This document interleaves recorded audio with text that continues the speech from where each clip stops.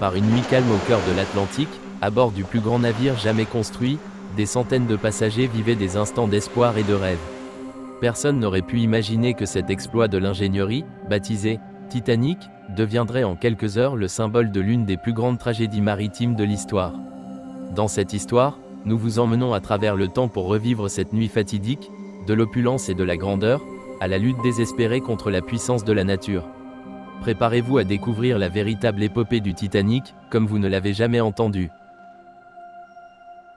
Voici l'histoire détaillée du naufrage tragique du Titanic, une des plus grandes catastrophes maritimes de l'histoire. Le début, un rêve d'ingénierie.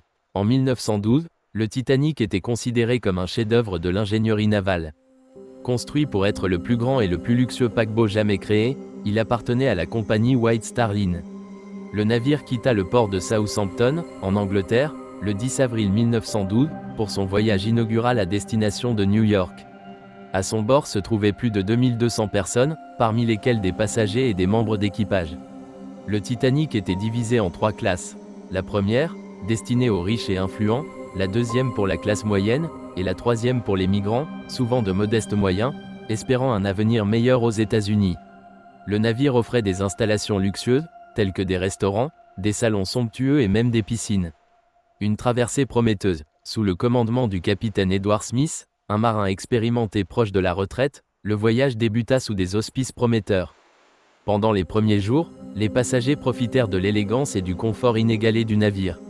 Cependant, en coulisses, une pression était exercée sur l'équipage pour arriver à New York en un temps record, afin de démontrer la supériorité du Titanic. Cette pression incita le capitaine à maintenir une vitesse élevée, malgré les avertissements concernant des icebergs dans l'Atlantique Nord. La nuit fatidique. Le 14 avril 1912, la mer était calme, mais les températures glaciales. Vers 23h40, alors que la plupart des passagers dormaient, un veilleur dans la vigie aperçut un immense iceberg droit devant.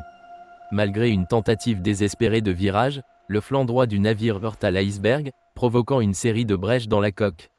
Le Titanic avait été conçu pour rester à flot même si 4 compartiments étanches étaient inondés, mais l'iceberg en endommagea 5.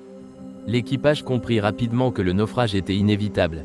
Le chaos s'installe. La panique commença à se répandre à bord alors que l'eau envahissait le navire. Les membres d'équipage essayèrent d'organiser l'évacuation, mais un problème majeur se posa. Il n'y avait que 20 canots de sauvetage, insuffisants pour accueillir tous les passagers et l'équipage. Selon les règles de l'époque, les femmes et les enfants furent prioritaires, mais cela laissa de nombreux hommes sans espoir.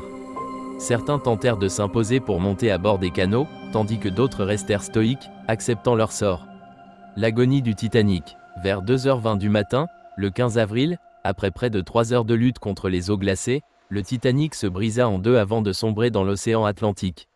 Sur les 2200 personnes à bord, seuls environ 700 survécurent, principalement grâce aux canots de sauvetage. Les autres périrent noyés ou succombèrent à l'hypothermie dans une eau à moins 2 degrés Celsius. Les secours tardifs. Le paquebot Carpathia arriva sur les lieux aux premières heures du matin pour sauver les survivants. La scène était déchirante, des centaines de corps flottaient à la surface, tandis que les survivants étaient traumatisés et frigorifiés.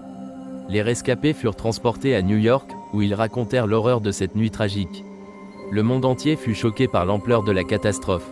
Les conséquences. Le naufrage du Titanic entraîna une révision majeure des réglementations maritimes. Des mesures furent prises pour s'assurer que tous les navires soient équipés de canots de sauvetage en quantité suffisante pour tous les passagers.